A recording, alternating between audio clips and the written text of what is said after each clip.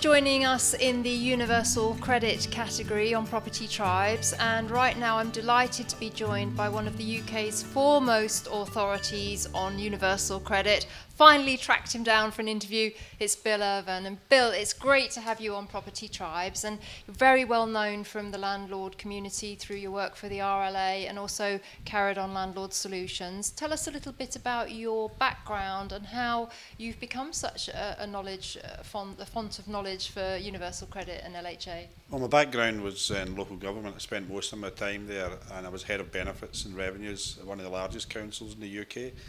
And I was also the local government advisor to what they call the Standing Committee, Housing Benefit Standing Committee in Westminster. So I represented the Scottish local authorities in their development of the policy relating to housing benefit. To some extent, I'm possibly at fault for some of the bad rules that came out many years ago. And now you offer consultancy to help various bodies and landlords with issues surrounding housing benefit. Yeah, actually I retired from local government. I'm back into the private sector from where I came. And from there I then started to get involved on a voluntary basis in the housing. And from there, just by chance, I get sucked in like Al Pacino, back into giving advice and representing landlords and tenants before first-tier tribunals and second tier. And then from that I get involved in the RLA, and that was a kind of springboard for the landlord south of the border to start contacting me. I offer advice, and most of the time I'm able to mediate with problems they've got, solving housing benefit and council tax. But as well as that, more recently I've become involved with Universal Credit. And moving on to that, you have been a font of knowledge about what's going on with Universal Credit. And, without putting too fine a point on it, it really has been a shambles, hasn't it? I think, like all new systems, it takes a while for it to bed in, but I've been involved now for 30 years in the development of all the major benefits. This has been the biggest shambles I've seen. I've tried my best from day one to actually work with the Department of Works and Pensions to try and help, because 30 years ago I was responsible through the Institute of Housing to deliver housing benefit to council staff and to housing association staff. And when I was asked by the Institute of Housing 4 years ago to start helping with the bedroom tax, I never thought for 1 minute I'd be doing this 4 years later. But this new system, which was designed to be simpler and easier to deliver, is every day getting more and more complex, because DWP is changing the rules as they go. Property Tribes has been a great vehicle for me as well, because I've been able to highlight through Property Tribes some of the issues and trying to warn landlords more than a year ago that you really need to get yourself educated with this new benefit. Some of them are under the mistaken belief that it's really housing benefit under another name, when it's not. It's actually a very much more complex system. The housing benefit scheme is regulated with rights for landlords.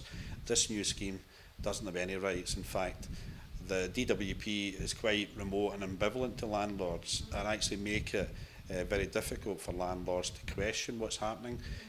Some landlords feel as well they're actually being impeded and frustrated, despite the fact they're actually doing everything that the DWP asked for them in terms of applying for direct payments through this new thing called landlord managed payments, commonly referred as well as APAs, alternative payment arrangements.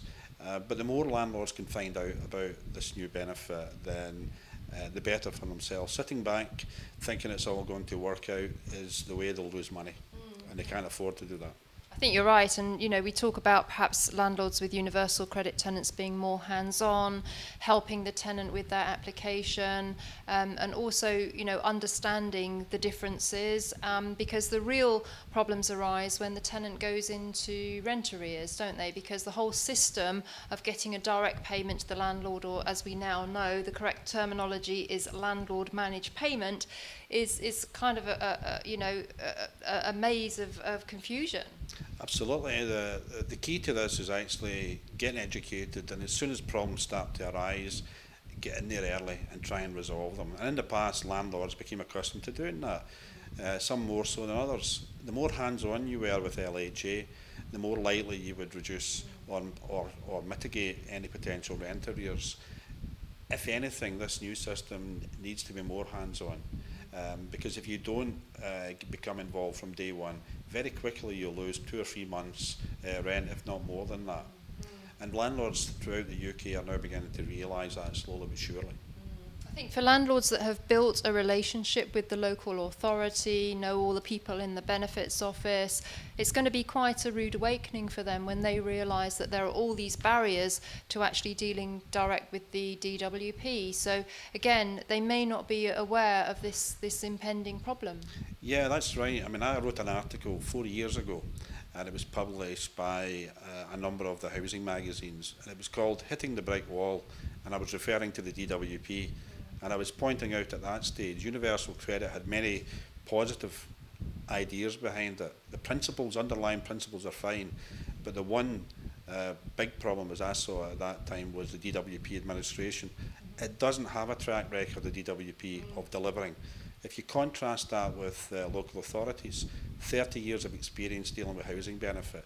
And some landlords complain, that some of the housing benefit sections are not that great, but they should cherish what they've got just now, because when they lose it, they'll realise just how much better the local authorities were at administering the scheme. The local authority staff should have been, in my view, tupied over to help with the DWP staff, because to be fair to them, they had no knowledge of housing. And this is all new to them, and like anything new, it takes a wee while to get your head around it.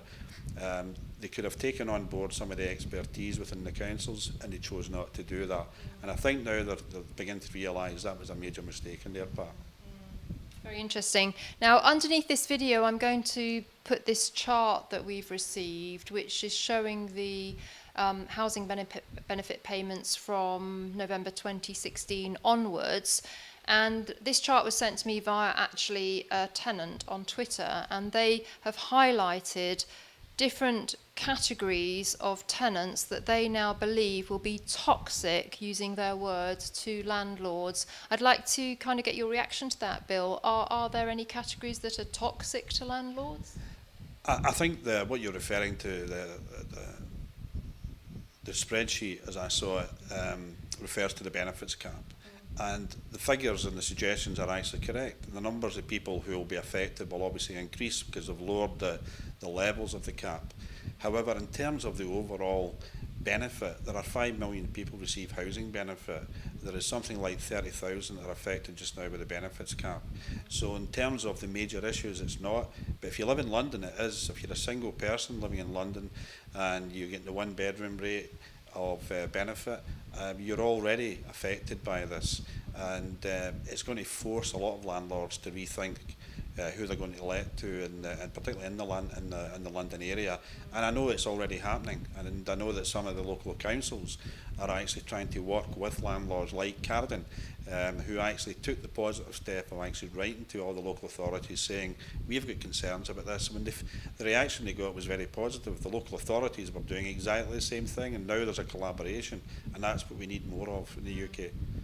Well, thank you so much for joining me in this interview, Bill, and also thank you for your support of the Property Tribes community, because you've been very helpful in answering questions. And if anybody does have any questions about universal credit, please do post them, because, Bill, you're more than happy to answer them, aren't you? Absolutely. I can be contacted by people posting on Property Tribes, as I do often, or equally they can actually write to me through the website. There's a contact there where they can refer to me by email, or there's a number there, a phone number. I also run courses that are sponsored by the RLA, and they're actually very well attended. So when they're advertised, they tend to fill up quite quickly. But they're now running them in different parts of the UK. And if I were a landlord dealing with LHA tenants and concerned about what might happen once they transfer over onto universal credit, then the first thing they should do is get themselves educated. That's what we said at the outset of this conversation, and I would reinforce that point.